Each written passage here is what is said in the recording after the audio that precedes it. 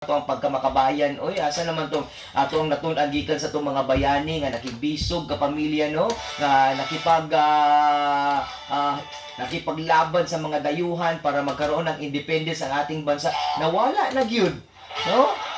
Asa naman tong natun-an nato sa una ng mga good values, di ba? Patriotism. Ano ba to? Oo, kadang pagka makabayan ba nga dili dapat imo una-una imo lang kaugalingon o ang imong personal lang na benefits as a tao ka pamilya. Dapat imo yung hinunahunan as a whole nga na-impact ang ginabuhat para sa kaayuhan sa laing tao. Ano di dapat, no? Sana all nakapamilya nato, sana all nakanagahuna-huna ang dili ganita mamahimong kita pang hinungdan nganong madaot pud ang atong kaugalingong bansa. Diba? Kapwa Pinoy, magdautay. Mura lang gunag sa imuhang silingan, oy nga, dili ka gusto malabuan mo nang dauton nimo. Diba? Mao man na kasagaran. Ingana gyud as a whole ang Pilipinas karon. Diba? Dili man gud mao ilang gustong mahitabo, so dili sila mo cooperate. Oh. Tapos kanang na sila gusto na dili ma-impose, sumalagot sila, magbuhat sila mga dili maayong mga binuhatan na ikadaot. Wa sila nagunahuna ang Pilipinas o ang tanang mga Pinoy ang ginatanaw sa laing tao sa laing bansa, kung unsa ang atong ginabot as a Pinoy, it will reflect kung unsa ang Pilipinas.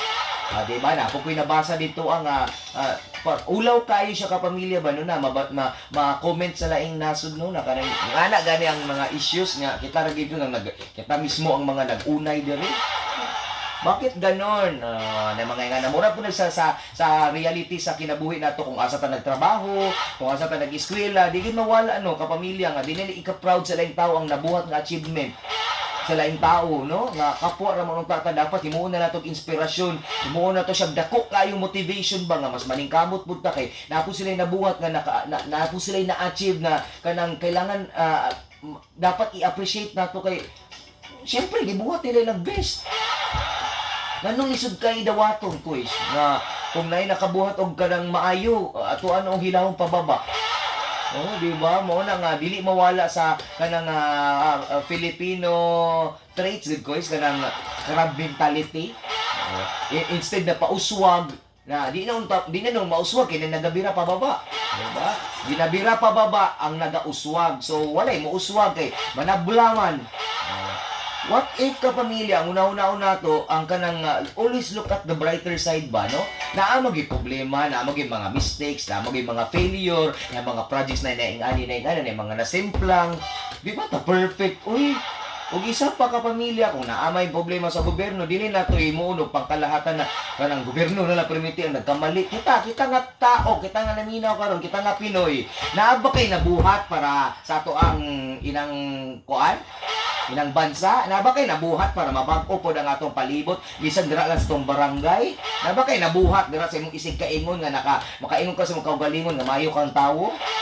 Oh, wala. Nya kusog kay ta magsigig pagdaot. Wala gay tay nabuhat og naambag para sa pag-uswag sa ato ang nasod, pabug-at pagyud ta. Pare-pareha na sa pamilya ba? Ang Pilipinas, murag buong pamilya ba? Buong pamilya. Nagkakawatak-watak kay tungod, dili mutuo kung kinsa ang padre di pamilya. Ngano magkawatak-watak ang pamilya kay tungod ang mga anak walay batasan. Oh, dili mo tuman sa kung unsay gi-impose sa ato ang pangulo. Ang pangulo po, yan po ang ama ng ating bansa. Kung sa pamilya pa, head of the family, maging head of the family, kay sila ang mas mudisiplina. Karon, lahi naman na makabatan-unan karon, aside sa buhay mga batasan, why breeding? Murag buhay natun-an, gipa-eskwela, pero nanangkong, na mayabas. Muna, pagpasabton, lisod pasabton. Kapoy po kayo mo pasabot ng tao, nga di po kabalo mo sabot. Diba? Lisod pud kay kapamilya nga kana muhuna-huna ka para sa kaayuhan sa tanan, pero siya wa gahuna-huna para sa iyang kaugalingong kaayuhan.